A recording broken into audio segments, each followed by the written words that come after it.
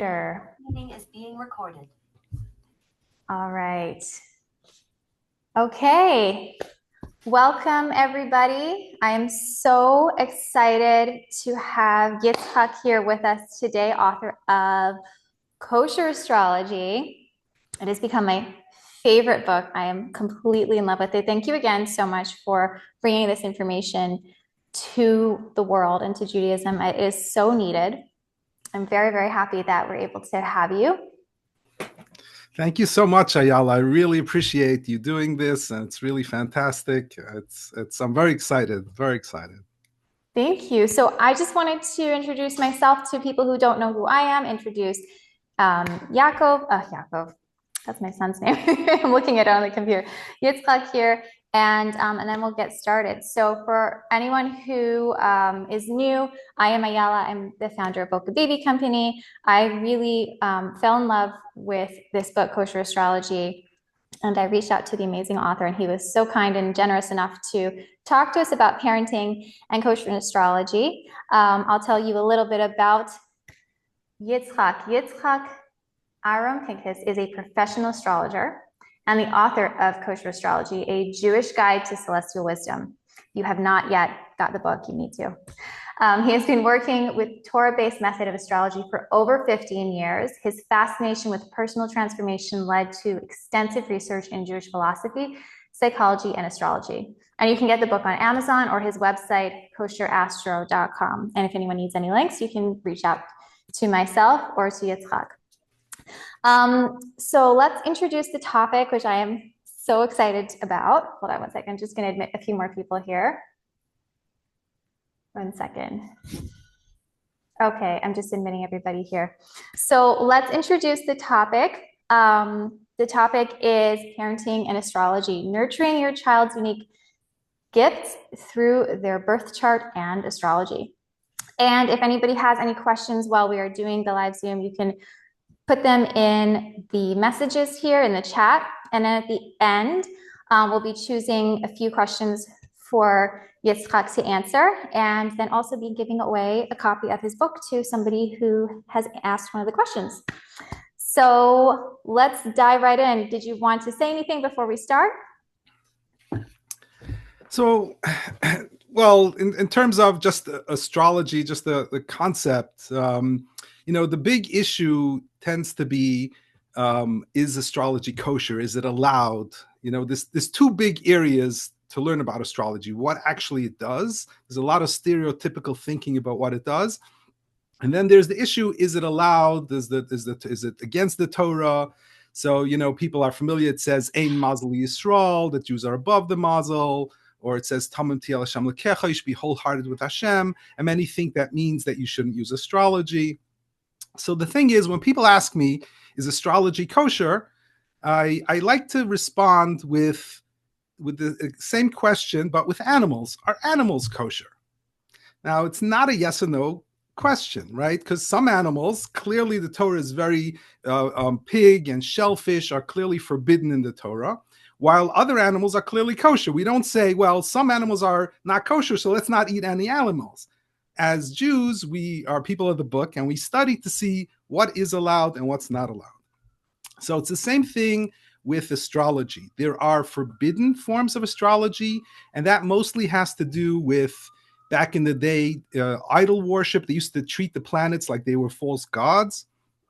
And there was something called astral magic, where they would take all kinds of spells in order to serve the planet. Let's say Venus, they believed that Venus was a false god, so they would do all kinds of, take blood from animals and build different statues and do all kinds of spells at certain astrological times in order, hoping that Venus will, do something good for them or harm their enemies. Like they would take a metal like statue and then bury it with all these spells and bury it under their competitor, and supposedly then Venus would ruin the store of their competitor.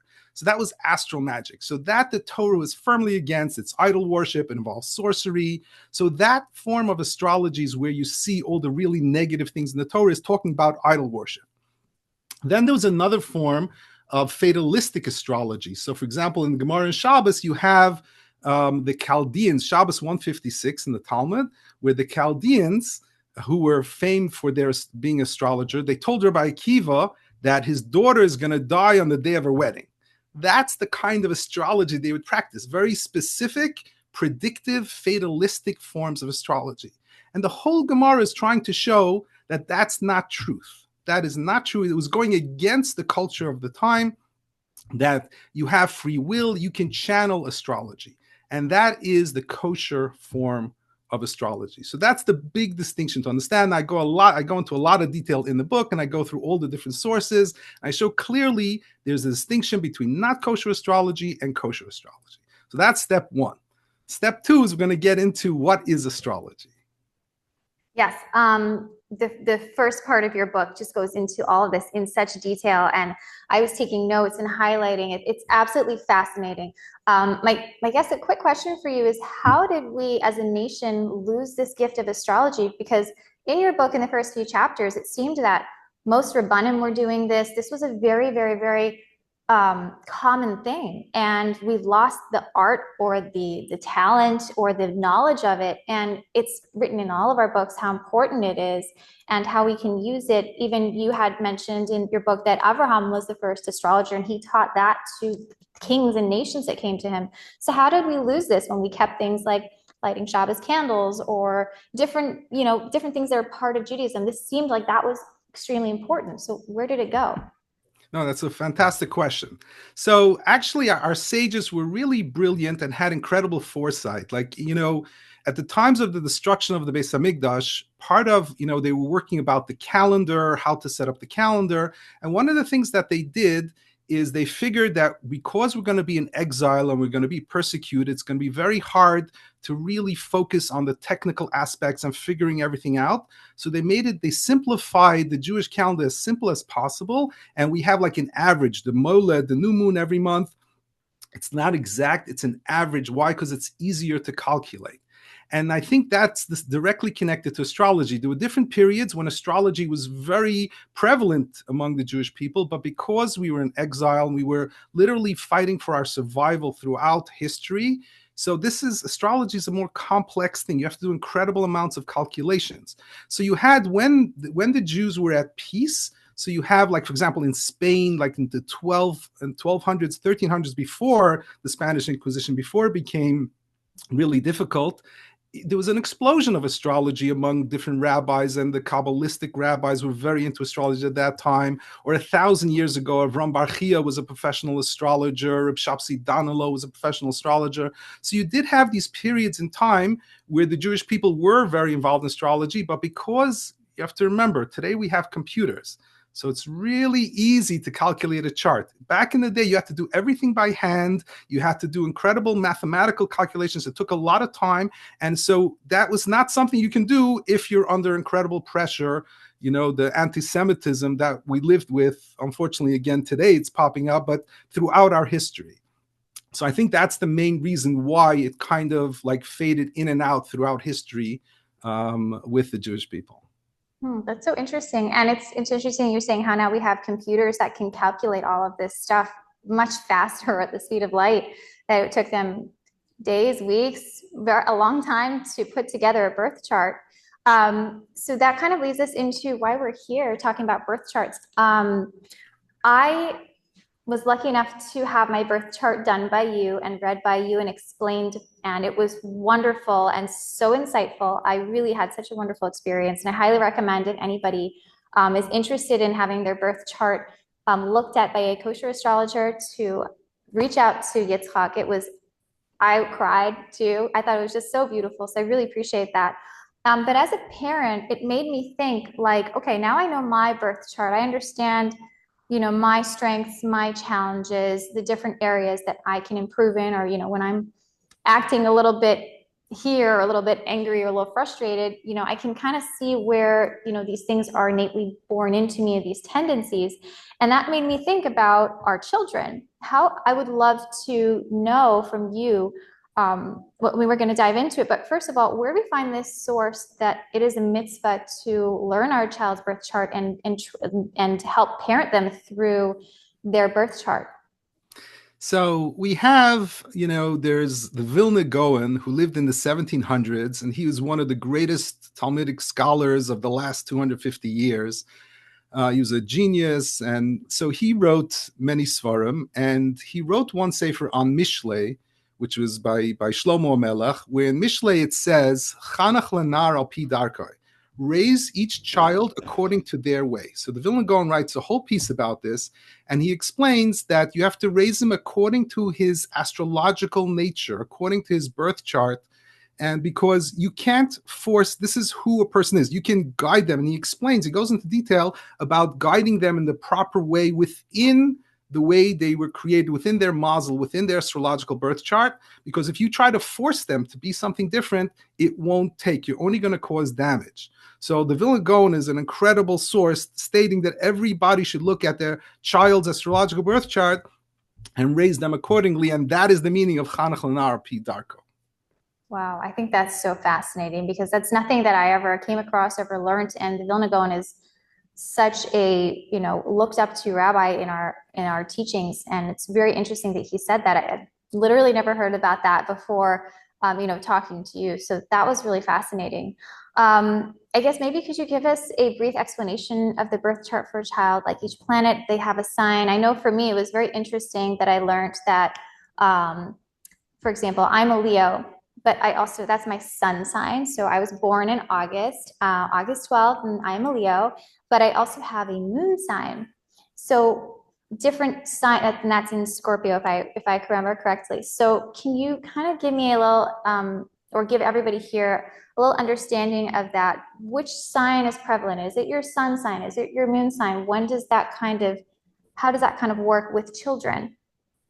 Okay, so I think this is one of the areas that we really have to break down well, because it depends how familiar a person is with astrology. I find that a lot of people, they're familiar, I'm a Gemini, I'm a Taurus, with zodiac signs.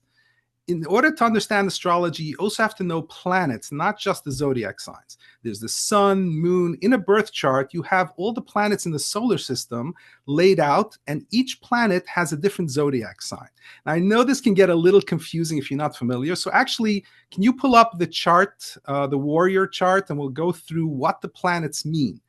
So when you're born, like when you think of yourself as a Gemini or a Leo, that is particularly your sun sign.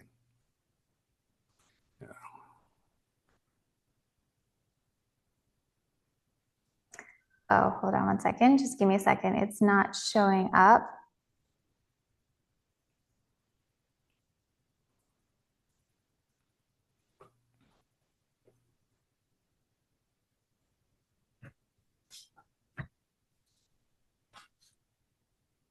Sorry, bear with me. I thought I had this. I can stop sharing this. One second. Just bear with me.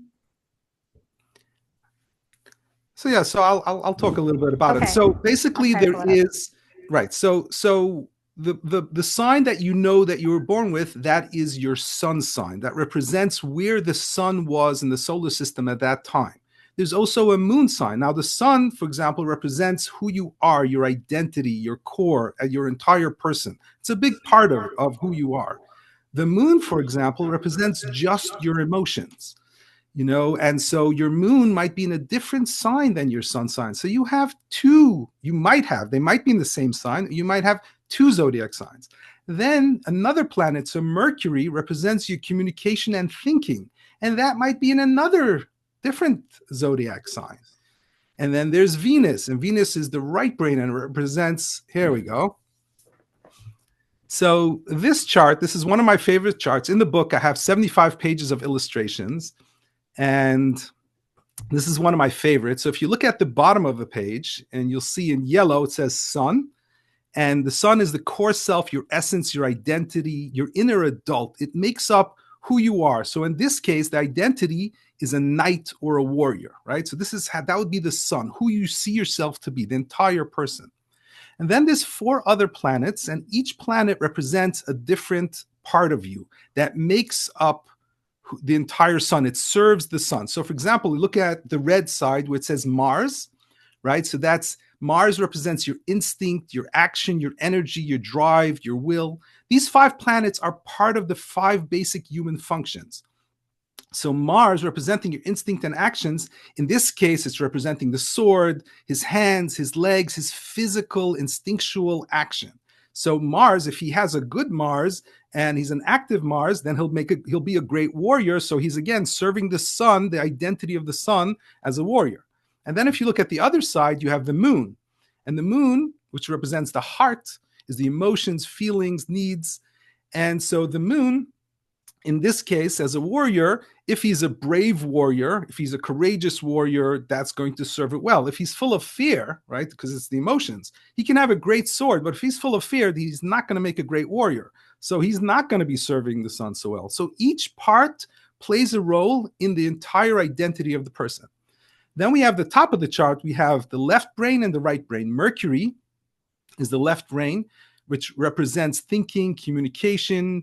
It's your left brain, and it's also your mouth, your communication. And it's the logical and linear side of us. So for example, if this warrior is a great tactician, he knows how to set up a plan, how to attack the enemy. And if he's really intelligent and smart, that's again going to really serve the sun, his identity as a warrior, if he's really smart about how he goes doing things. And then you have the right brain, Venus, which represents intuition, values, passions. And it's also like the core of what you value, right? So it's the intuitive and creative side. So for example, if this warrior, what is he fighting for? Who is he willing to die for? How, what are his values? So Venus is going to determine his values. So every part each planet plays a different part in how we act and live our lives. And each planet can be in a different zodiac sign. So each planet can have a different flavor. One planet can be in fire. One side of us can want to be active and outgoing. And the other side of us can be in a water sign. Scorpio can be more introverted. And that's where you can have conflicting energies within a person. So all these different planets really make up the heart. This is the heart of astrology. It's planets combined with zodiac signs. And then it's not just that. Sometimes the planets can be conflicting with each other. And that's really important to understand. We have internal conflicts where our emotions and our thinking are not all in alignment. And we want to do 2 different things. And we think we have to sacrifice one or suppress one. Now, as a growing human being, if you're this warrior and you're sacrificing your Mercury, your thinking, it's going to prevent you from being a great warrior. And the same thing with us, whatever our purpose and tafkid in this world is, if we are blocking one side of us or we have a conflict and we're suppressing one side of us, we're not going to be able to flourish into the greatness of who we're meant to be. So really understanding the birth chart helps us understand every part of ourselves and see which part we're suppressing, which part needs extra attention, which part is a sensitive area.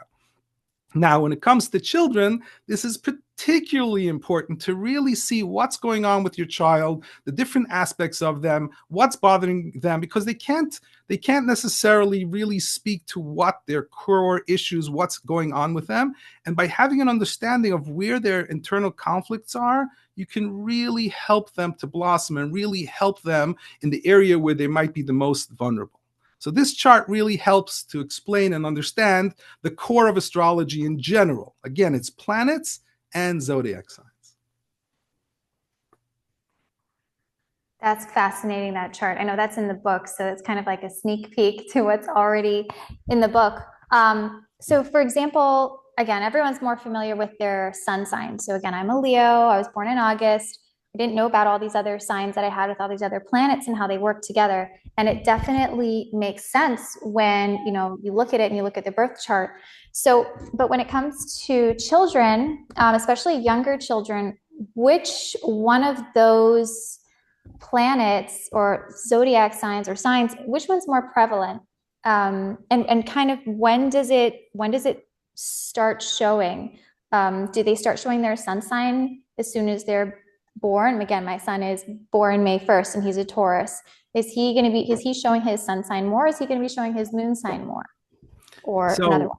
Right. Excellent question. So if you look at that chart, right, we don't have to pull it up again, but if you saw that chart where the warrior, so the sun is his identity as a warrior. Now let's think of a 2-month-old baby. What does a 2-month old baby want? It wants to be held, it wants to be fed. It's all emotions, it's all moon. It's primarily a 2-month old baby it has no sense of self, of a greater self, what I'm here to do. So it technically doesn't enact its sun at all as a baby. Now, it's generally, you start seeing flashes of it as it starts growing, the child starts growing, but it really comes to fruition when, as you mature as an adult, that's really when you get a sense of an identity of who you are. So I would start with a child focusing on their moon. Their moon is the primary, most important part for a child. That's their feelings, that's feeling loved, taken care of, so that would be the core, would be the moon, and look at the zodiac sign of the moon, and also what other planets are interacting with the moon that might make it a sensitive area for the child. I guess that's why using a birth chart would really help, because rather than just being like, oh, his sign is in Scorpio, his moon sign is in Scorpio, understanding how they interact with each other, that information is super helpful. Yes, absolutely. Absolutely. You have to know more than just the zodiac sign. Again, zodiac sign is like, think of it as layers. Like, it's the first layer. It's important. It's important to know it. But there's a couple of other layers that you really have to know to get the full picture. So when does their sun sign start showing up? Again, like I'm a Leo. When would my sun sign, my Leo sign, that Leo energy, what age would that kind of start showing up if my moon sign is kind of from birth till when? Right. So it's hard to say exactly when, but I would say you can start seeing flashes of the Leo wanting to be center stage, kind of. I don't know, 5, 6, 7, maybe. You can start seeing some of that in childhood, in a childish version of it. But it's really, it then takes a whole nother level in adulthood, where you become a courageous leader and somebody who's out there to take care of your people and help people and be there for, like, really be, the center. So you can start seeing it. It starts flashing. So I don't know what percentage, 70-30, maybe 70 moon, 30% sun. You can start seeing, and people are different. It also depends what's going on in the chart. Sometimes there's a lot of strong emphasis on the sun, and so that sun might start showing up earlier. Or sometimes there's a conflict between the sun and the moon, and that's a big one. That's a really important thing to understand about a child, if they have a conflict between their sun and moon, so that also they might suppress the sun. So you'll see different people in different forms. That's why when I do a chart reading, depending on their age, I check in with them. Have they fully activated their sun? I once did a chart reading for a 23-year-old woman, and she had like 4 planets in Leo. And I was like, wow, are you a courageous leader? Are you out there? And her moon was in Scorpio. And so she was like more, as she said, no, she was quiet. She didn't feel comfortable being in the public. And so I said, look, this is something that's going to develop, that's going to grow. And like 4 years later, she called me up. She says, I'm running retreats now. I'm doing things. Now I know what you're talking about with all that Leo energy. So you really have to see where the chart is developed, because a birth chart is a promise. It's the blueprint. We don't know when you've activated different parts of it. And our entire life's purpose is to activate it at different stages in our life. We have different planets, transits that come into our lives to help us activate different parts of us. And it's basically, the chart is the blueprint. Think of it like an apple seed that has the DNA to grow into a massive apple tree. And our lifetime is a process of that tree growing. And at different stages, a major branch is going to sprout and a different aspect is going to grow. So when I see a birth chart, I can see the potential of what that entire tree looks like. And that's why I get very excited. I'm like, wow, that's amazing who this person can be. Now, where are you? What stage are you? And here are the steps, and here are the things you can do to get to that next level. And here's a little glimpse of what the entire picture looks like when you fully develop who you're meant to be.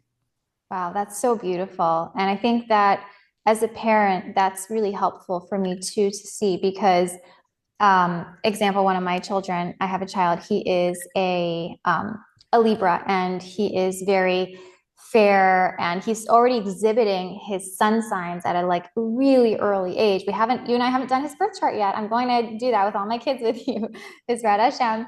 But it's interesting to see that how he's already kind of going that, and his sun sign Libra is a air sign. So he's already exhibiting a lot of those like air signs already. It takes a little bit more time to direct him. in different things. And I guess that kind of leads me to another question. So as a parent, like how can you tap into your child's unique combination of those astrological strengths and those challenges, tying in their sun sign, their moon sign, their predominant element. Again, I'm not sure if anyone's familiar, but with each sign, there's a different element. We have one of the four elements: earth, water, air, and fire.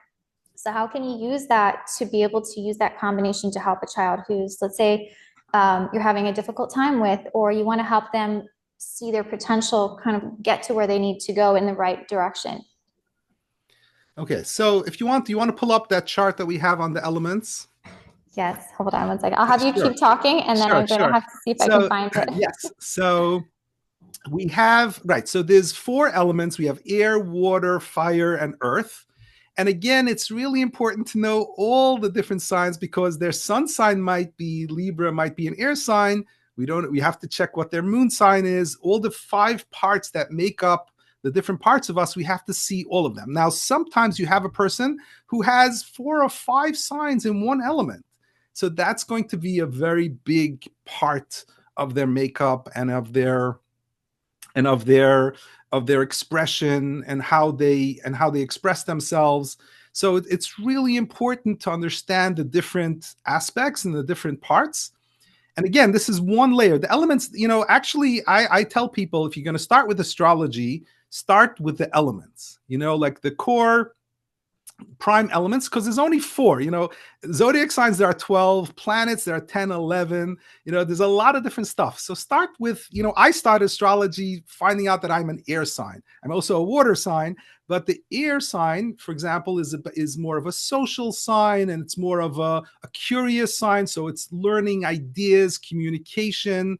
That plays a very big role for air sign people. So people who have strong air, they have a curiosity. They like to understand things. They like to talk about ideas, versus fire is all action. They're excited. They like to jump into things. They like to, will think about, act first, think later, kind of. And fire has so much energy. It's also an extroverted energy. So it needs to express that energy. And it's so important, when we have, is the chart not coming up? Yeah, the graphics are not showing. I apologize. It was a much nicer chart. If anybody would like a copy of these charts or a picture, I can send it after the Zoom. So I apologize. It's not as beautiful as it was meant to be. Okay. So yes. So the fire signs. So for example, I think I see this a lot. And for example, water signs, right, are emotional and sensitive and gentle. So for example, if you have a parent who's primarily a water sign, and the child is primarily a fire sign, right? So the problem becomes that the parent sees this child running around and having so much energy, and the parent is more comfortable when things are calm, speaking a low, calm tone of voice, but for the child, that's not its natural home. It doesn't feel comfortable there. Now, you can guide a child and teach him that he has to do certain things, he or her, right? However, but never teach a child that who they are is wrong, that they're wrong for being fired, that they're wrong for having this energy. You have to help them, guide them, give them opportunities to do, energetic things, play with them. That's the way to connect with them, is not through ideas. It's through the energetic taking action, doing things, being inspired kind of thing. That's their real, the energy of a fire sign. And the same thing with water or earth. Each one has a unique way of being. And yes, we all have to learn how to get along with everything and to work with everything, but never send them the message that there's something wrong with them or that they're doing things wrong. We just have to teach them how to, there are people who are sensitive to different things. You can teach them how to do it. Another aspect is, you can pull off this chart already. Another aspect is that, if there's, for example, if they have the planet Uranus, for example, connected to their Mercury, to their communication and thinking, or to their moon. So Uranus is a planet that brings a flavor and energy, and that flavor is one of being authentic, being rebellious, being true to oneself. It's important that I follow my pathway in life. So people who have very strong Uranus energy in their charts are going to be very independent people, are going to do things their way. They don't care how other people are going to think of them. They don't think what other people want of them. They need to be true to themselves. So if you have a child who has a strong Uranus energy, you can't tell this child what to do. It doesn't want to be told what to do. What you can do is give it options. So for example, would you like to clean your closet or would you like to make your bed? What do you want to do? So the child can say, okay, I want to clean my closet. So the child is making the choice. Uranus child needs to be the one making the choice. So you can guide them, you give them the options, but don't just go and say, go clean your room, because that feels like they don't have choice. So by understanding who they are, you can work with them and guide them and raise them correctly with understanding those energies. Yeah, I think that is just so important because, again, going back to my children, like what you're saying, I have a son who is an air sign and he needs to be directed very, very, very, like I have to repeat myself a lot of times, but understanding that, you know, that's who he is. And then I have my daughter who I'll tell her she's an Aries, she's a fire sign. Again, I haven't learned her moon sign yet, so I'm excited to do that with you, how it's playing in. But just by going on her sun element, like she's very, very confident, very, you know, I have to direct her differently than I would my son, because the things I would do with one child doesn't work with the next. And I think all parents know that intrinsically, that each child is so unique and so special.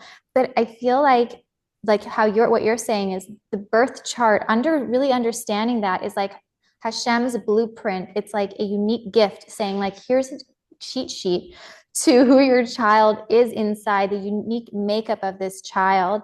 And so you can use this information to help them without having to go through too much trial and error and being like, wow, like my son,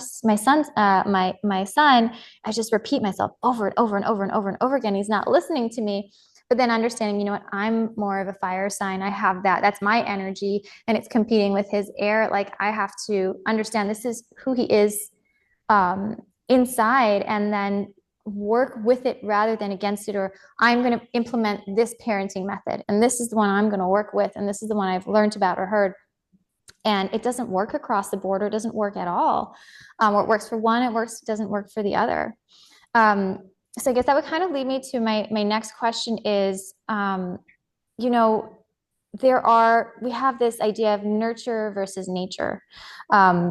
If the child is raised in, like someone is Leo and they grew up in let's say a traumatic home where they had to suppress their Leo energy, if that was their moon sign or whichever it is, if their home environment was different, or maybe let's say was very outgoing and it brought out something in them that they were not naturally born with, how much of astrology in the birth chart really plays into that nurture versus nature element?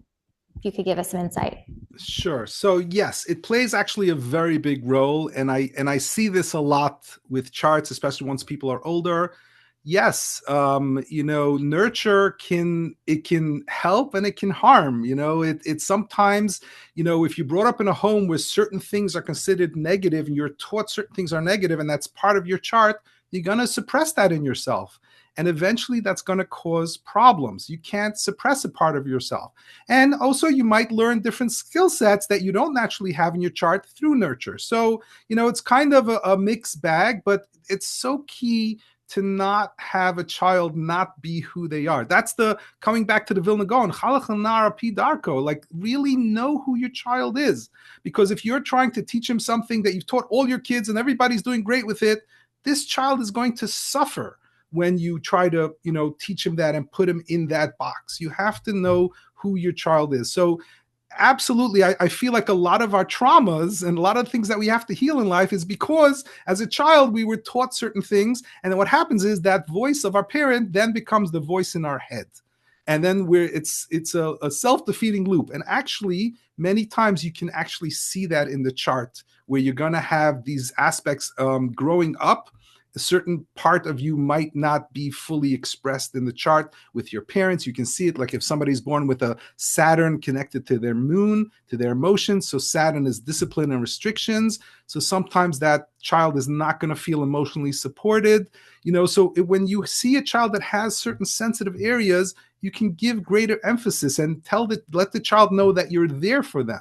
So a lot of these things you can actually see in the birth chart, the area of conflict. Like sometimes you can see where sometimes I tell somebody, I can see in their chart that they got very different messages from their mother and from their father. They got very conflicting messages. And this conflict is living on with them, and they're kind of stuck in their lives because they're unable to, if they take one step one way, they feel guilty about what the other things that they've taught, and they have to learn how to bring them together and allow time for each side. Each side is an important side of them. So I can sometimes see their nurture in their chart. It's really fascinating. Really, you can see that. Wow, Yeah. That's amazing. Wow.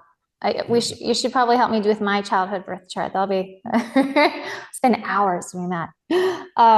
But so for example, kind of like going into what you're saying. So I have a son who, again, my son, I'm just going to use my air sign son.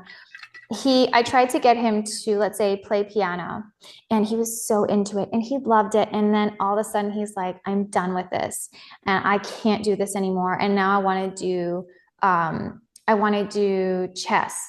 And I'm sorry, I kind of directed him into chess because I thought it'd be great for him. But he really wants to do soccer right now. So I'm like, I know he has the talent to do piano, and I'm like, should I be strict? Should I really kind of teach him the discipline of that? Or maybe that's not what his birth chart, his destiny is. Maybe it's not what he needs to do. Maybe he needs to do more group activities. He needs to be part of a team rather than doing something that's more individual. So I'm torn right now with, do I where the strictness where it comes in? Do I make him stay and do what he needs to do and teach him that discipline of it? Or do I, let's kind of go with where your interests are going and go that way. Does that make sense? Absolutely. And of course, it's a very tricky, balance to figure that out. So you can definitely pick up hints in the birth chart about that, what areas is going to be their skill set. But of course, they should try everything. Kids should, explore and be able to try different things. But it's always tricky. When do you discipline them? They should stick with it. And when does it feel forced? And it's just like, so it's a very tricky thing. I remember when I was 5, 6 years old, my mother sat me down and said, no, you have to write. And I wasn't in the mood.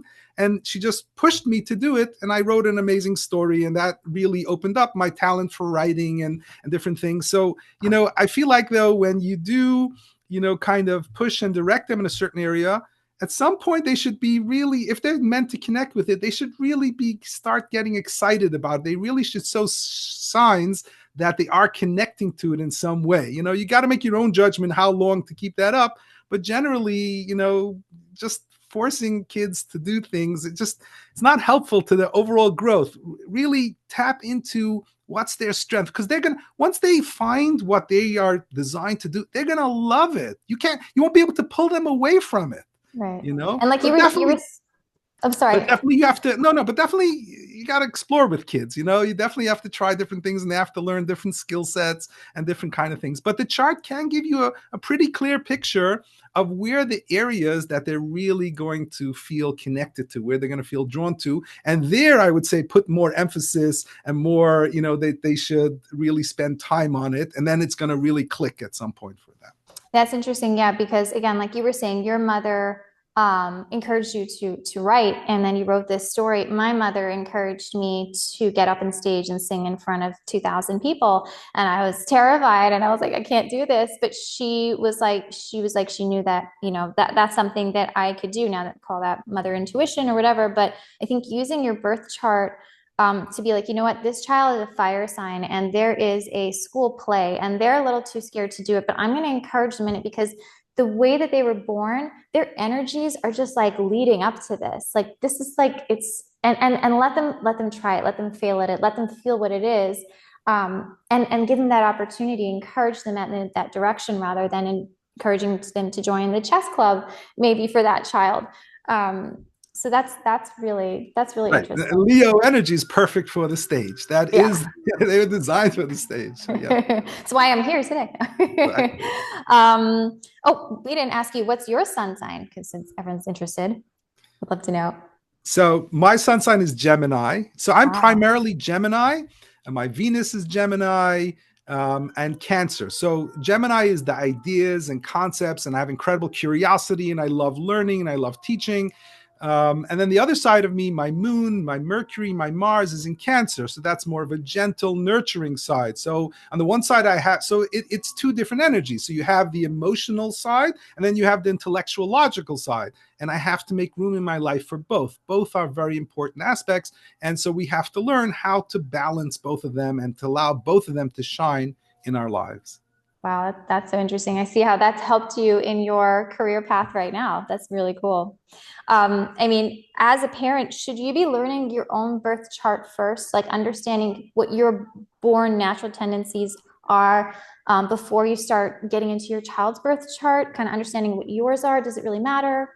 Absolutely. I mean, so there's so many layers. First, for yourself, know who you are, know who you're meant to be, know what your gifts are. You know, so many people, I'm telling you, one of the things that I love about reading charts is when I discover a superpower in the person's chart. And I'm just like so excited to tell them when I see not just 1, 2, 3, 4 planets, outer planets, Uranus, Pluto, Saturn connecting to their Mercury, connecting to their Venus, Neptune connecting to their Venus. That's incredible creativity. That's incredible. Like, you know, and then I check in. Did you tap into? Are you doing that already? Are you doing something? If not, let's go. What are you waiting for? This is your gift. Like, you know who you are. So that's level one. I mean, on so many different levels, you know, just in terms of so many different things. So knowing who you are, knowing your internal conflicts, and it's going to affect every relationship in your life, your spouse, your husband, your wife, every interaction that you have, it's going to help you to understand who you are and who they are. And then certainly with your children, for sure, you know, you can see from your chart to besides knowing who you are and who your child is, you can also see from one chart to another. It's called a synastry chart, which connects a child's chart with a parent's chart.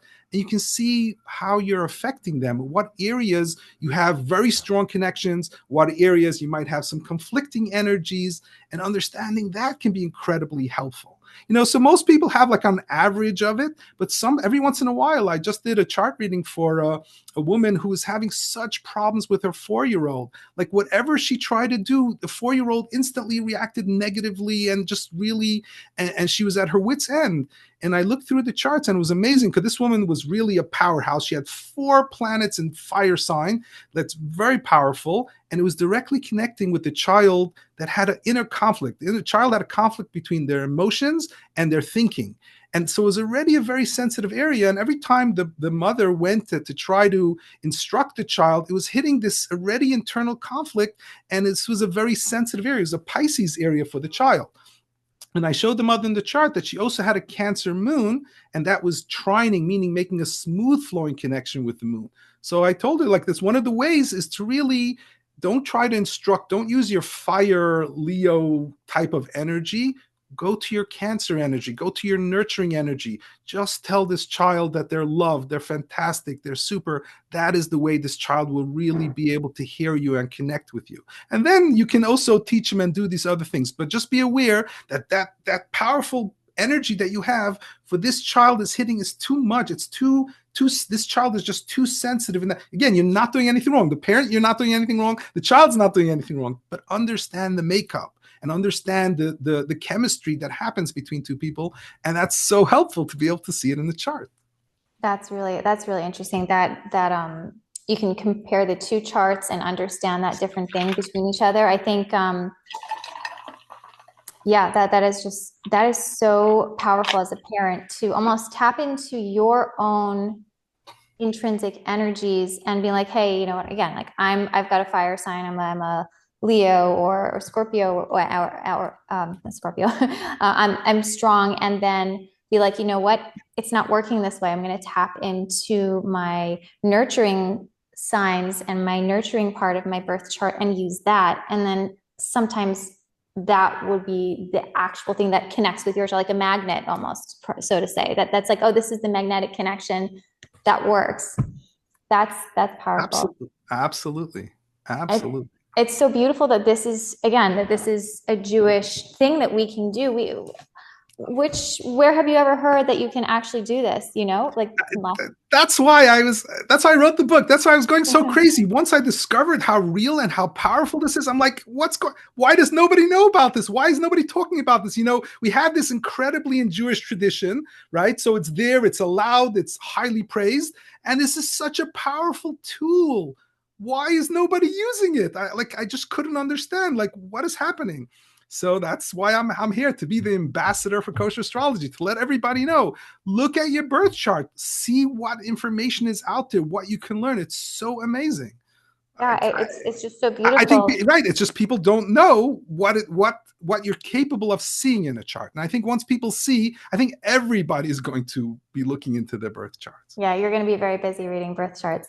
I loved how you wrote in your book that it said that, and I'm paraphrasing, so please don't quote me on your own words, but you were basically saying how like a building has blueprints, that each building that you see has a set of blueprints, and not only does it have blueprints for the entire building, like, okay, this is the exact measurement, but this floor is going to be smaller than this one's going to be stronger than this one because the wind gust is going to hit it at this direction.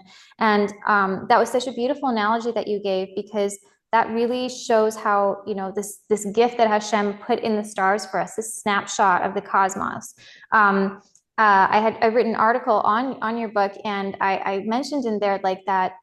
I think, I'm not sure exactly where the source is, but we believe that the whole universe, the whole world was made for me. And when you think about how at the time of my birth, this snapshot of the sky, this was given to me as like a message to Hashem, a little gift, a little message, a little blueprint for me, a special guide, that if I ever get lost, like, hey, you know what? Like, I didn't just send you down here to just figure it out. I didn't just say build a building in the middle of Manhattan and like, oh, let's just hope it stands for like 100 years. So again, it's so beautiful that you're bringing this, you know, to Judaism. When it comes to like Jewish events, for example, like this is the month of Tevet, there's like that real strong energy. How does that affect you people? Let's just put birth charts aside. How does that affect our children? Are they going to be a little bit more sensitive to that energy? They're going to feel more defiant. Different astrological events. I mean, yes, today is the wolf moon, the full moon, the first full moon of the solar new year. How do those different events affect our children, or do they? Is that something that we can look at in kosher astrology as part of the months and this astrological events? So yes, so there's two different types of energies. There's a general energy that's in the world that affects just everybody. And then there's specific energies that affects each person. So my focus is on the energy that affects each person. So for example, I can tell a person that for the next year and a half, you might have the energy of Uranus connecting with your sun or moon. And that would mean that this is a time for individuation. This is a time when maybe you had some beliefs and thoughts, but you were afraid to share because your family and friends or community would look negatively on it. And so you didn't want to speak up. Kind of like, you know, the concept of cancel culture. If you speak up, then you get canceled, right? So you believe things, but you're quiet because you don't want to mess up your life. When Uranus comes, that energy for 9 months to a year and a half comes into your life, you've had it. You feel, I need to be true to myself. To heck with the consequences. I'm going to be real. I'm going to be authentic. I'm going to speak my truth. Now, it's a very powerful, you know, energy that comes into our lives. It's an individuation energy. Like in the book, I talk about Avram Avinu, when Hashem said, Lech lecha ma'artzecha ma'ladecha, leave your land, leave your home, and I will turn you into a great nation. That was an energy of Uranus. That was symbolic of the energy of Uranus, of becoming independent. And Avram Avinu had many beliefs that went against the counterculture, very much against the times of idol worship. And he's saying there's only one God. And he suffered consequences for it. He had to battle for it. But that's a Uranus energy, authentic and rebellion. So that energy, it comes into a person's life once every 22 years. And it's really important in relationships to understand if your spouse is going to have that energy for the next year and a half, it's really important to understand what's happening, because they're going to maybe acting in ways that you're not used to them acting. And so it's really, really important to understand what energy is personally affecting you. And that's just one. There's Pluto, there's Saturn, there's Neptune. Each planet brings a unique energy and a unique part of us that's meant to blossom at that time. But because it's a new energy in our lives, it's not always so simple to handle, and it can come out in all different kinds of ways, and there's a little bit of a learning curve how to absorb it. And the idea is, once it passes, we've learned how to take in this energy, and now we make that part of our lives, and we, in a well-formed way. But in the initial time when it hits us, that's sometimes when major events happen in our lives, because we don't know what's going on. But to understand that energy, it really can help us tremendously. Yeah, that's super helpful. Very, very helpful to know, especially when you, like you were saying, if somebody's changing their energy and they have like a big Pluto energy coming, and all of a sudden you're like, what is going on? That's definitely like very helpful information to know, and not to kind of take it personally or to kind of flow with it. I did actually have a question for you. The zodiac, or when does the zodiac new year restart? So I've seen on charts that it says like Aries is always, or Nissan is like, Aries Nissan is like the first of like the zodiac signs. But does it start on Rosh Hashanah? Like, when does that restart? When does our year restart? Is it the solar year or your birthday? When does it actually restart? That's a great question, because it's so confusing. I'm tempted to write another book just about this. Okay. So it's fascinating, because everything Hashem created is so incredible. There's a micro and a macro level of it. So what you have, starting from a minute, an hour, a day, you have a process of a new beginning. Let's take a day, for example, right? The morning you wake up, it's a new beginning. There's a certain energy for the first part of the day. Morning has a certain energy. Afternoon has a different kind of energy. Evening has a different kind of energy. And then nighttime has a different energy. That's just in a day. So technically you can break it down to an hour at the beginning. But the more minute it is, the less you're going to feel it. So you have it for a day, you have it for a week. We have a beginning of a week, and a Monday energy feels very different than a Friday energy. Or so each week has an energy. Then every month, Rosh Chodesh, a new month, a new beginning, that's also a new energy versus the ending of an energy. So you have from a day to a week to a month, to a season. You have where Aries starts in spring, that's a whole new energy that comes in. Winter, fall, every season has a different energy. So it's all part of the same cycle. There's the same process that's happening, just the time frame starts from very, very short to very extended. And in fact, so besides that, you have the seasons, right, which is a couple of months. Then you have Rosh Hashanah, the new year, so that's a whole year. And then in astrology, you have something that's so powerful. You have a 30-year cycle. And 30? There you have, at each changing time, at every new moon, every 7.5 years, there's a process where it's a shifting in the seasons of our lives. And literally you can see major development in people's lives based on this cycle. So when I do a chart reading, I go through where you are in your 30-year cycle and what this current energy is and what's happening for you. So there's so many different layers with astrology that's just so fascinating, and the timing of things and the energy process that happens. So so there's a lot. I'm telling you, I want to write a whole book. It's so fascinating that Hashem creates everything on a micro and a macro level. You can see the same things playing out in all these different levels and time frames. So there's many different, I guess, new years within the cycle. I mean, we even know this, like at Chatzos, there's a different energy than there is at Mincha.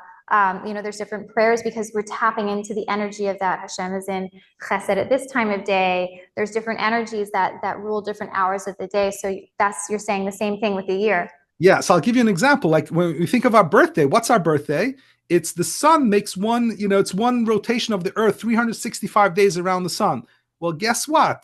Mercury takes 88 days to go around the sun. So you can have a Mercury return, or you can have Mars takes about 2 years to go around the sun. So that's your Mars birthday. Then you have Saturn, which is 29.5 years. A lot of people heard of the Saturn return. It takes 29.5 years for Saturn to come back to its place. And that's a major time of where you grow into your own authority. So every planet has its own birthday schedule. So there's many. If you love birthdays, astrology is for you. You'll have a million times to celebrate. Oh my gosh, do not tell my children this. They will be like, okay, it's our Mars birthday now. We have like 10 birthdays every all year. Exactly. They would love Hanukkah that. has 8 days of presents. Guess what? Astrology Oh, no. has hundreds of days of presents. I'd rather not know right now. No. My kids will love that.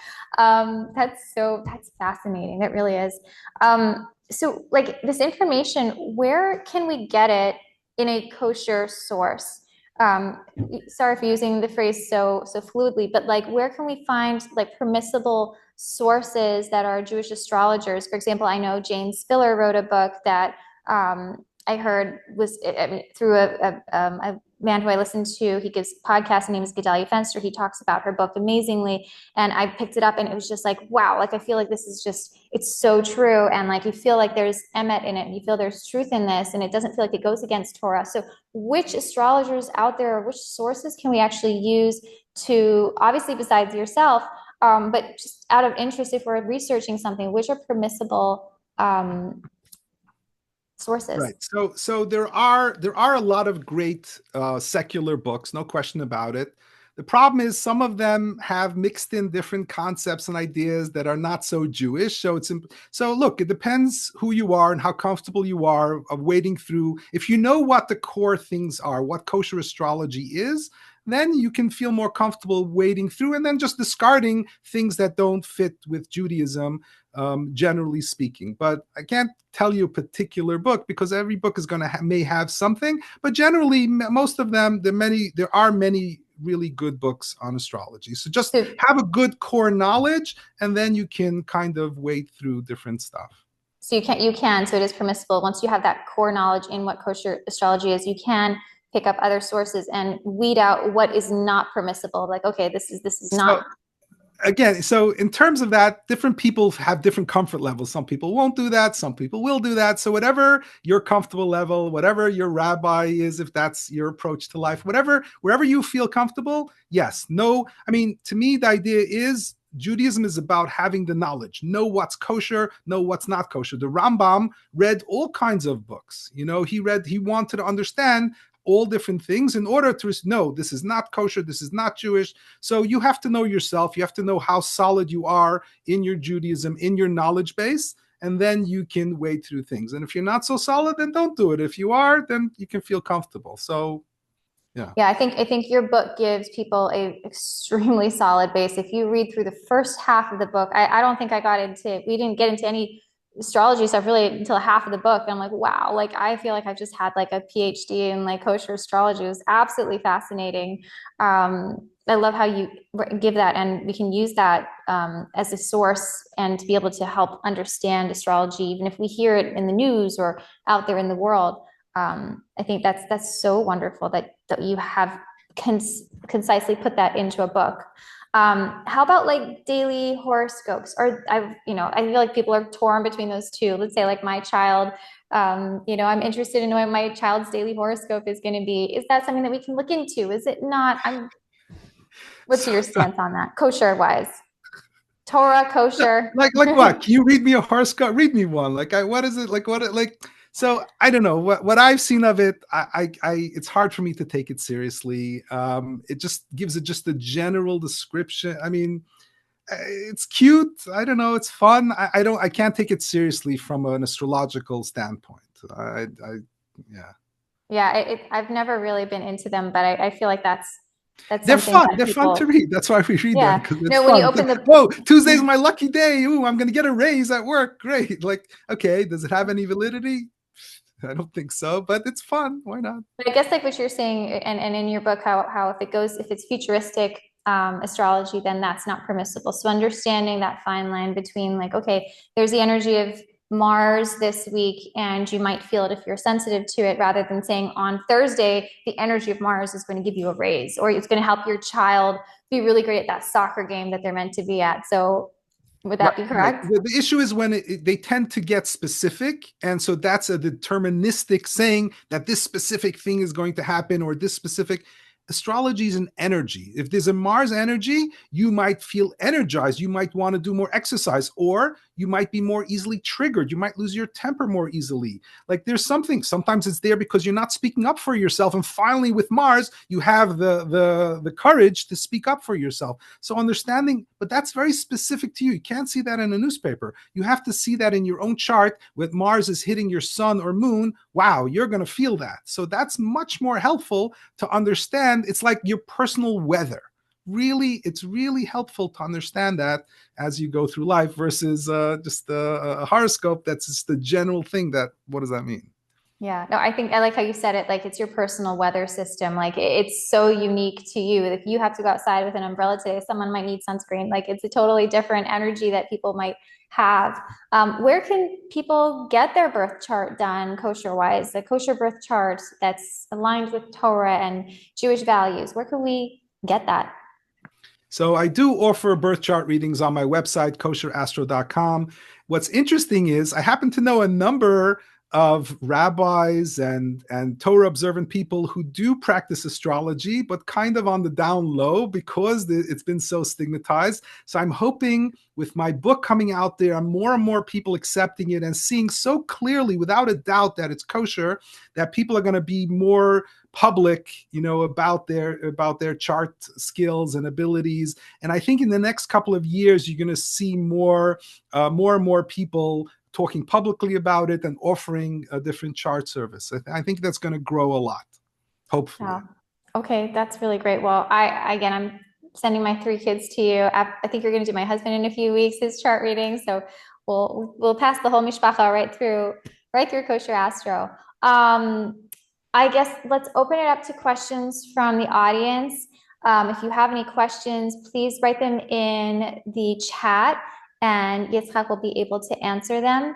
I'm going to go with one of them, and then we will choose one of the people that asked a question to win a copy of Kosher Astrology.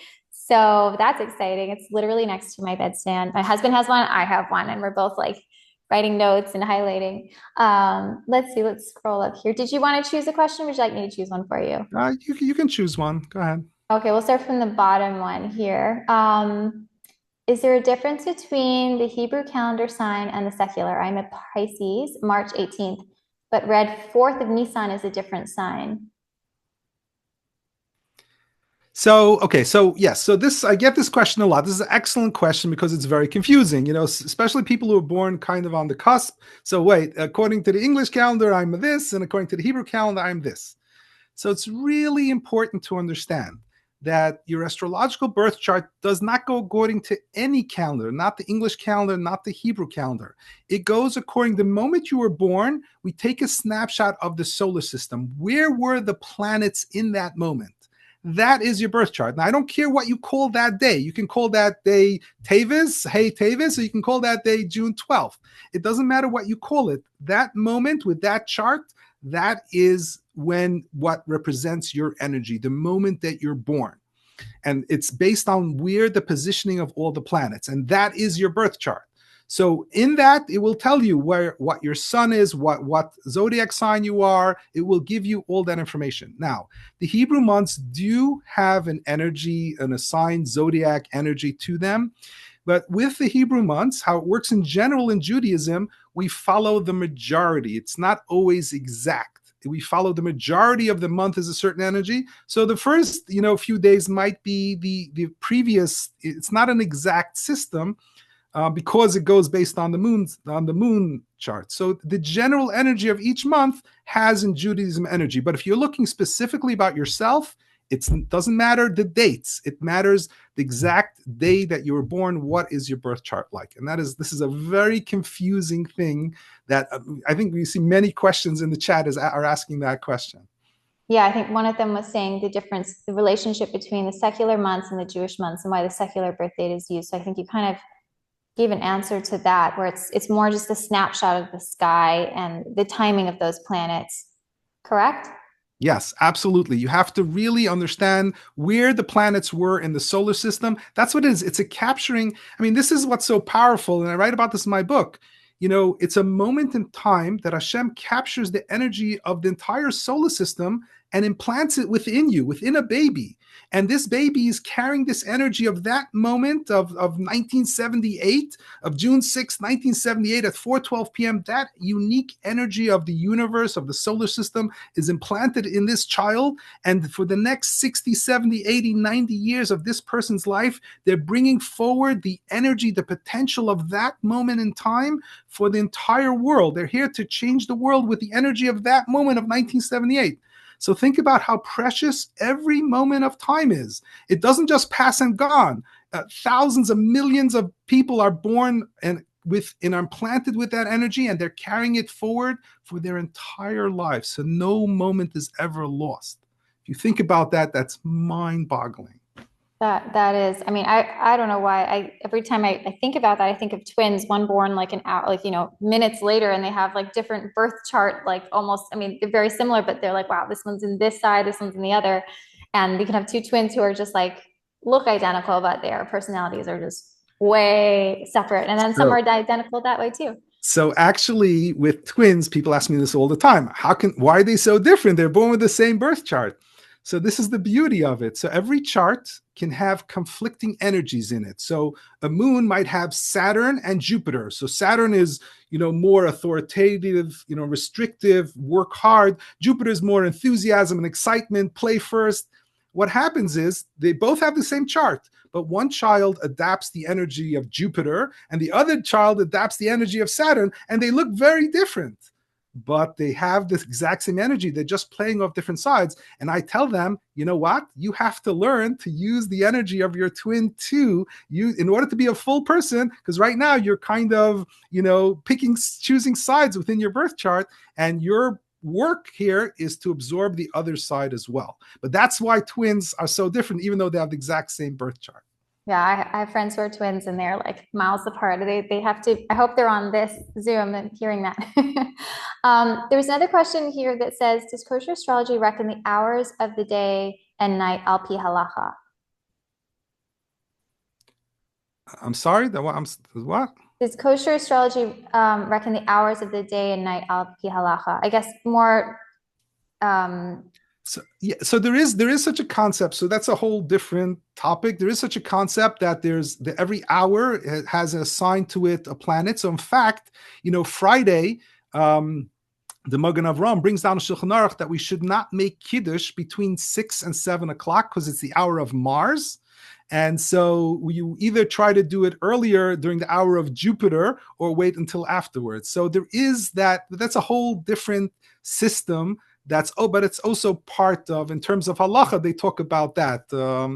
But in fact, when we sing Shalom Aleichem Malachai Ashares, we welcome the angels before Kiddush on Friday night. Actually, we are singing about particular astrological angels. The Zohar brings that down, that it's talking about the energy of the planet of Mars and Jupiter, the angels from the planet of Mars and Jupiter that you're welcoming into your home, and then you're sending on your way. So there is that aspect. And in fact, today Chabad does not make Kiddush. They're very machmir on it. They do not make Kiddush between 6 and 7 on Friday nights in the evening. Oh, I actually did not know that. Okay, that I hope that answers the question. If not, here, he was asking, the halachic hour is not 60 minutes and is important for knowing one's birth chart. Somebody over here also asked, do you have to know the exact time of birth? Is that important? Yes. So there are a lot of different parts and pieces with astrology. So the more accurate you have a time of birth, the better it is, no question. So in the United States, it's law that every birth certificate has to have the time on it. However, many times you might have a copy where somebody reordered the birth certificate and it doesn't have the time.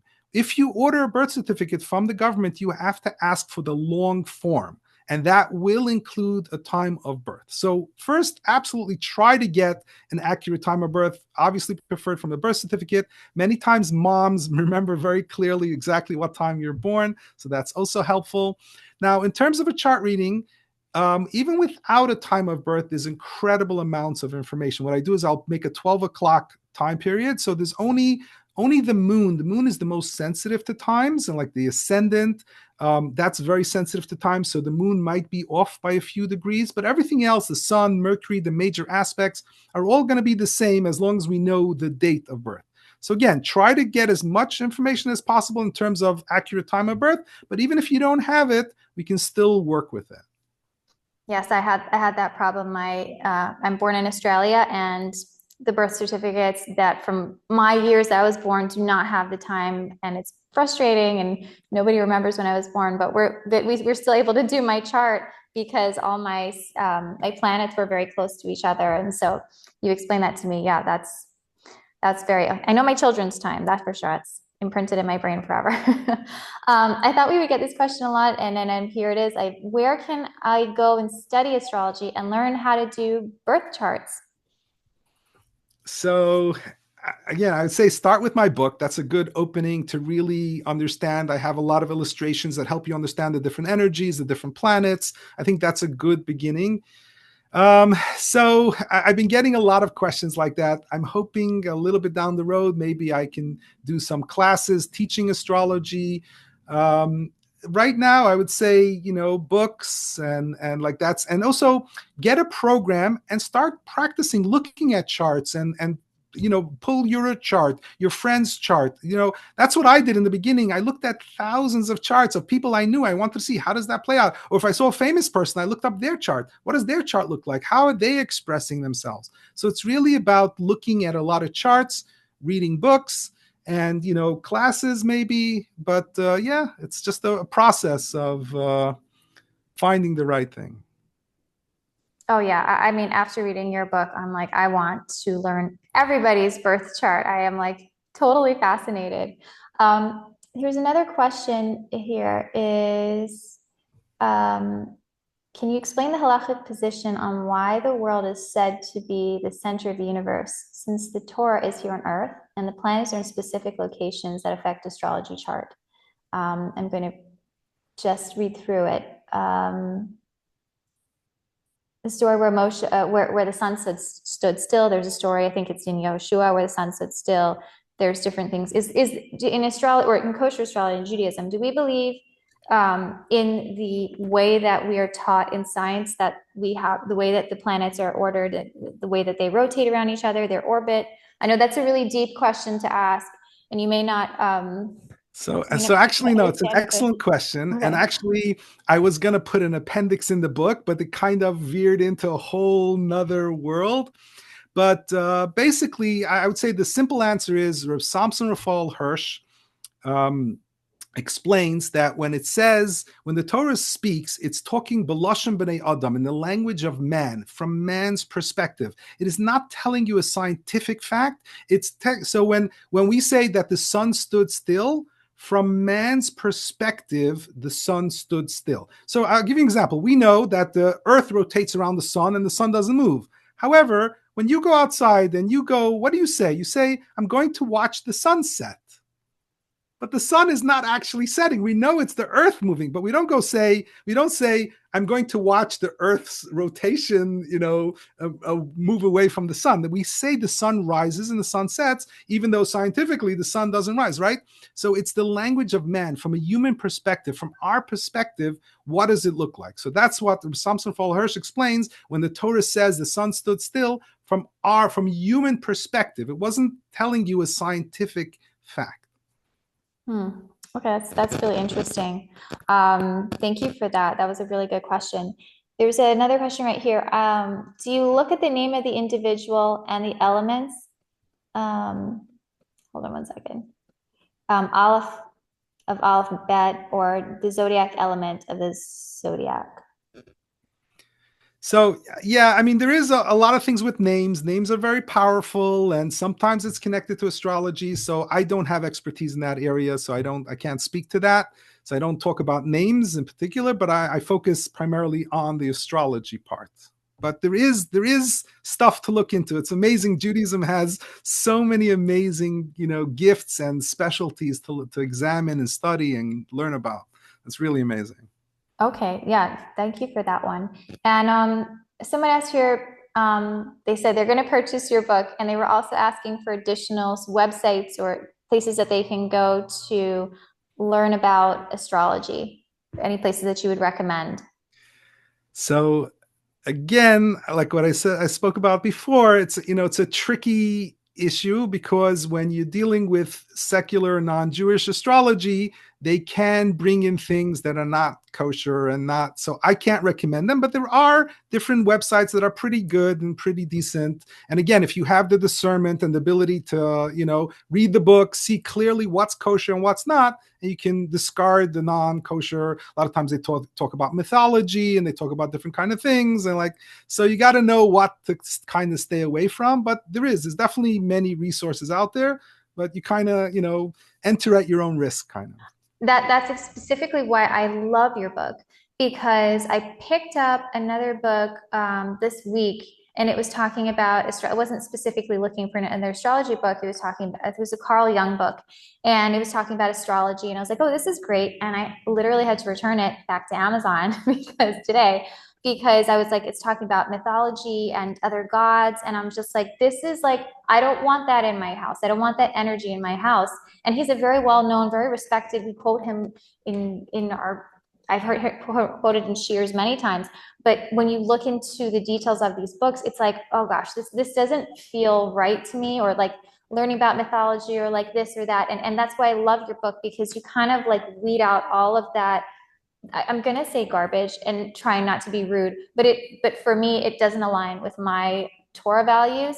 And when you have a book that's like, I can read this and I'm not scared, I'm going to turn the page and I'm going to see like a picture, or like read something that's just like, oh, I know this is not true. Or like the universe is like 400 billion years old and we're from, apes or something. It's just so nice to have a source that I'm like, the title is in the book, Kosher Astrology. It's kosher. I can like read this. I don't have to worry or check and know that everything that in here is reliable and from a pure source. So, yeah, actually, so very true. Absolutely. So Phyllis is asking a great question.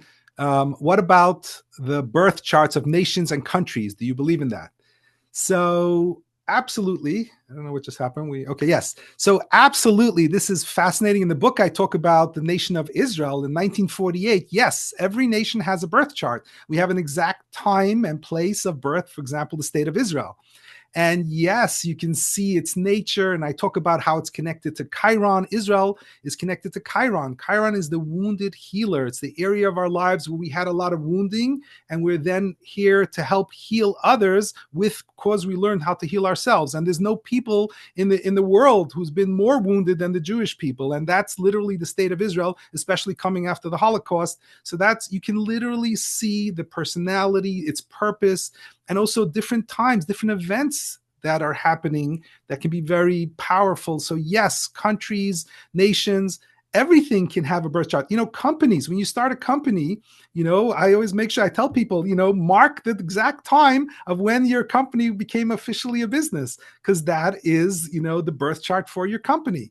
So absolutely. But I would tell people, like I said, the thing with astrology is there's so much overload of information. There's so much information. Start slow. Start with your own personal birth chart, depending where you are in your process of learning about astrology. If you're new, but if you're, somebody, a veteran, you've been involved in astrology, absolutely. It's fascinating to see the charts of countries. There's something called mundane astrology. We can learn about major world events that are happening.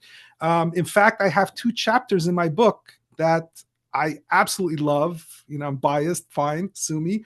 But where I talk about the discovery of the planets. In 1781, Uranus was discovered. In 1846, Neptune was discovered. And it brought with it events in this world that never before happened in history, that literally changed the flow of history, that changed us. We are who we are today is because of the events that took place when those planets were discovered, and the particular energy. For example, Uranus is about independence and rebellion, and it was discovered in 1781. What was happening in 1781? The United States, the Declaration of Independence. We fought against the British. We became a country. And what was our country all about? about individual rights. We have a Bill of Rights. We have a Constitution. All of these things about protecting individual rights. That's what Uranus is about. That's the energy of Uranus. And then you have with Neptune. Neptune is about connecting the collective, and that's when the telegram was invented. That's when roads and the steam trains, all of these things that connected humanity in a way that was never possible before. That came in when Neptune was discovered. And you see again with Pluto and Chiron, all of these planets. There's 2 chapters in the book that I did incredible amounts of research. It was really incredible. And in fact, I want to write another book. There's so much more information about what it brought into it. So yes, astrology is deeply connected to every part of our lives on a personal level, on a city-state level, and a world level. It's just incredible. That's what they all say. The Ramchal, the Ramah, Hashem directs the world through astrology across the board. All of our rabbis say that. Majority of rabbis say this explicitly and clearly, that Hashem directs the world through astrology, and you can blatantly see it. That's what I love about it. Like I tell everybody, check for yourself. Don't take anybody's word for it. You can see this yourself. That's why I wanted, when I do a chart reading, I show them a person how to read your own chart. It's not me telling you things. I'm not doing heebie-jeebie telling you. I'm showing you where in your chart, where it's connecting, where your Mercury communication, where your skill sets are. I show you the specific planets that you can look up anywhere. It's there. It's out there. That's so funny. And it's so true because, I was thinking about it. I think the last year someone was saying, they're saying Mazel Tov, like you're literally saying, may the stars be good for you. Like we say it all the time, Mazel Tov, like may you have good astrology energy towards you. Like we're praying for that. And we don't even think about it. Like when we say it, we just say it so off the cuff, but we're literally like blessing people. Like, may you have good energy, good mazal from the stars. And it's just, absolutely. A huge part of Jewish tradition on every major occasion. What do we say? Mazel Tov. When we do Kiddush Levana, we do the blessing on the moon every month, right? We say in the blessing that humans should be renewed. Just like the moon renews itself, we should be renewed. That's literally an astrological concept. Literally, if you do Kiddush Levana, you are de facto practicing astrology. And in fact, in Kiddush Levana, you actually say, Siman Tov and Mazel Tov Yehei Lanu L'Chol Yisrael Amen. It should be a great sign and a great astrological sign for us, a positive astrological sign for us and for the whole Jewish nation. So it's baked into Judaism. It's amazing how, it's baked in, and we're now being able to see it. And I think this next question kind of goes into that. How do you reconcile the discoveries of new astrological entities such as Chiron, or that Pluto was downgraded to a dwarf planet? And I'm going to let you answer this, but I read in your book that like when new things are happening in the world, that new planets were discovered, new energies. And so, we're getting closer and closer to the times of Mashiach, and you're starting to see that there's this new consciousness of people that they're open to these new concepts. But anyways, if you could answer that question about, the discovery of the new astrological entities and the dwarf planet being downgraded. So a good example is Chiron. Chiron was discovered in 1976. And, they didn't know if they discovered a new planet or not. So Chiron is between Saturn and Uranus. So it's relatively really close to us. And so it's considered an asteroid or a minor planet. It doesn't have the designation of planet. And if you look in my book, I talk about in 1976, certain kinds of new energy, alternative medicine started growing, all different kinds of things that are connected to wounding and healing and holistic health. So Chiron, this is a new energy that came into the world that became part of the norm. That's when we started making organizations for holistic healing. A few years later, the United States government opened up an office for alternative medicine. That's when it became an established thing. And today we're very conscious of it and aware of it. So yes, now the thing is, there are many, many asteroids. And this is where, again, I'm a big believer in keeping it simple, because, if I filled up a chart, right now I put 10 or 11 planets in that circle in a chart.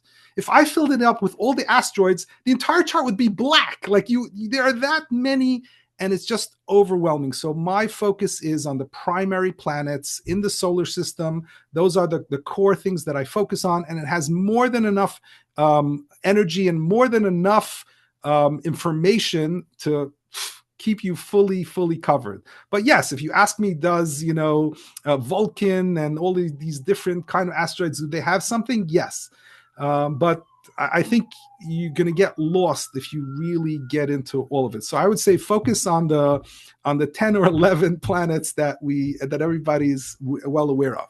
And in terms of Pluto, I think it's an incredible injustice to turn Pluto. In the book I talk about it, actually. Pluto is the planet of death and rebirth, of a caterpillar. A caterpillar, you tell a caterpillar that you can fly. And the caterpillar says, what are you talking about? I need 28 legs just to walk. I can't fly. And it goes through a process, a transformative process, and it turns into a butterfly, right? So that's a Plutonian process. That's what Pluto is. That's when we have Pluto in our lives, we go through massive transformations, and then it's incredibly empowering. But it's a death and a rebirth.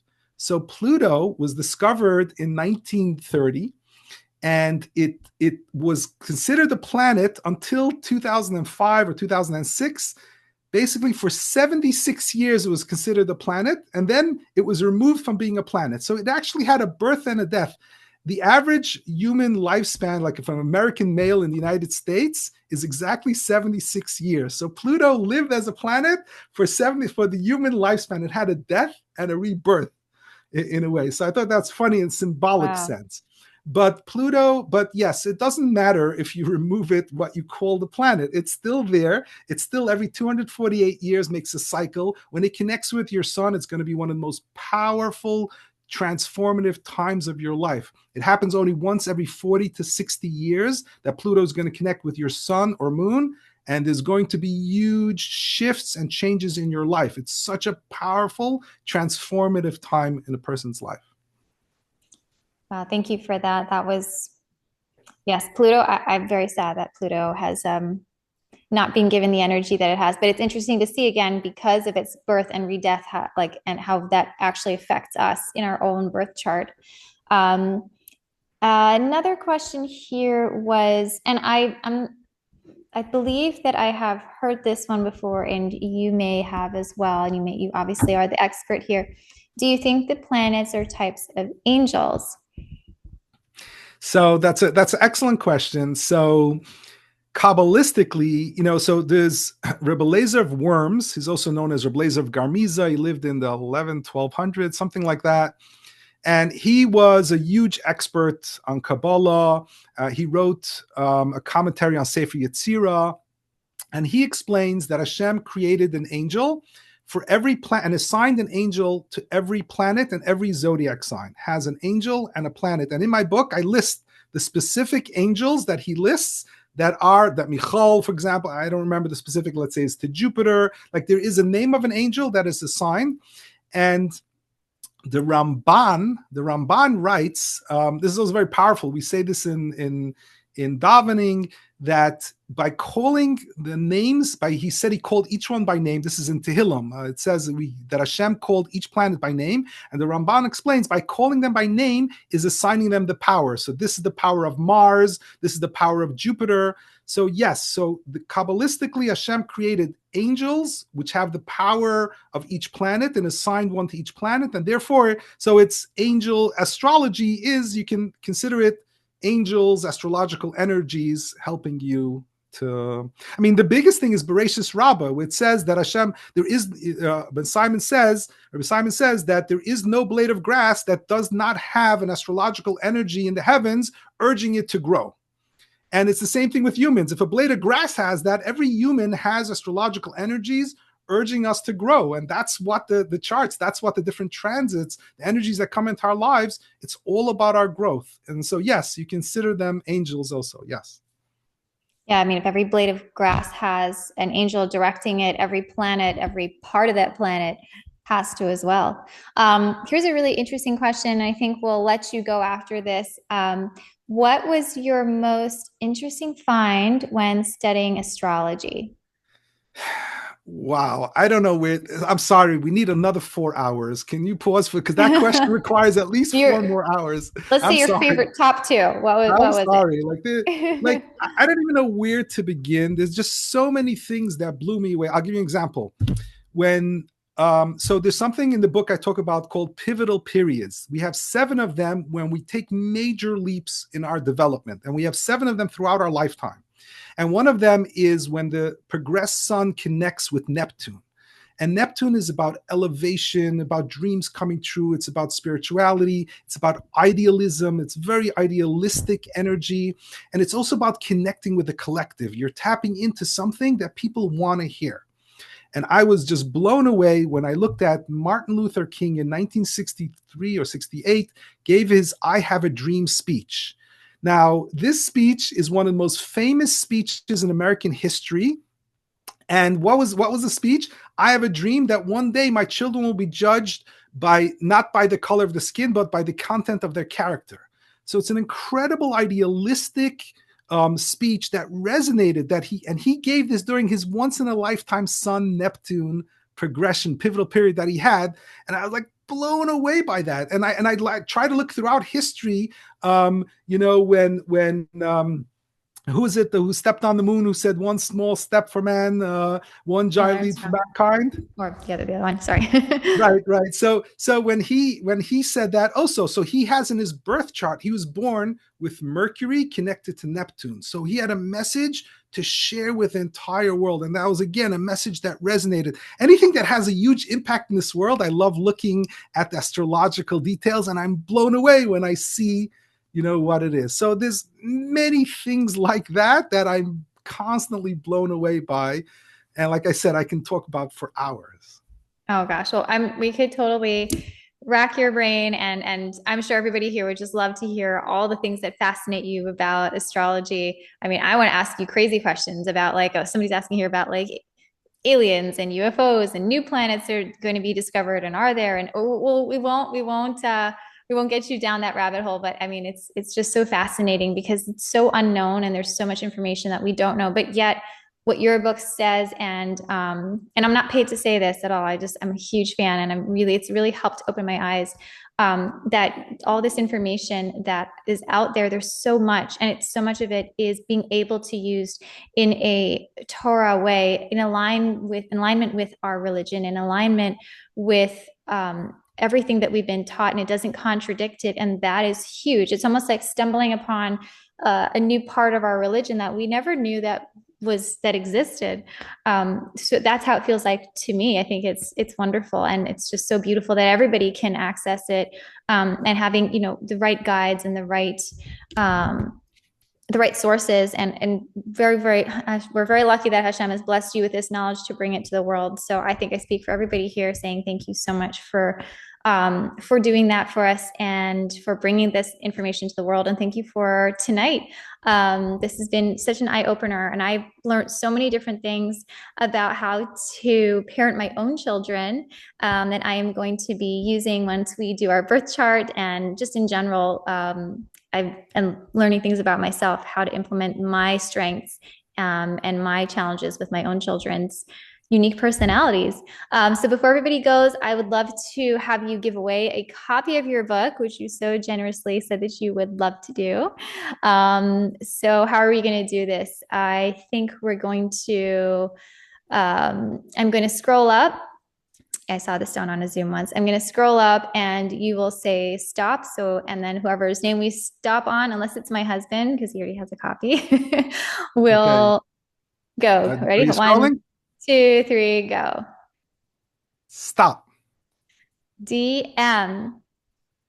This is you. Congratulations, DM. I am going to message you directly. You won a book. Yay. Yes, and you just won a copy of this. And the book is available on kosherastro.com or on amazon.com. And thank you so much, Ayala. I really appreciate everything that you put into this, and the interview, and all the questions, and all the time. I really greatly appreciate it. Thank you so much. Thank you so much. And I'm going to just leave my phone number here, my email in the chat, which is bocababycompany@gmail.com. So please send me a message so I can connect you with Yitzchok and get you the book. And thank you again so much. And this will be recorded and it'll be on my website and also be probably on yours too. So we'll send the links out. Follow us on Instagram if you want to be able to have to watch this again and share this with your friends and family. And again, thank you so much. And Hashem should bless you in everything that you're doing and for bringing this information into the world. It has been so helpful. And I think everyone, I can attest for everybody, just being very grateful that we have your knowledge that Hashem has given you to help us in such a beautiful way. So thank you again. And thank you again for your time. It's been wonderful. My pleasure. Thank you so much.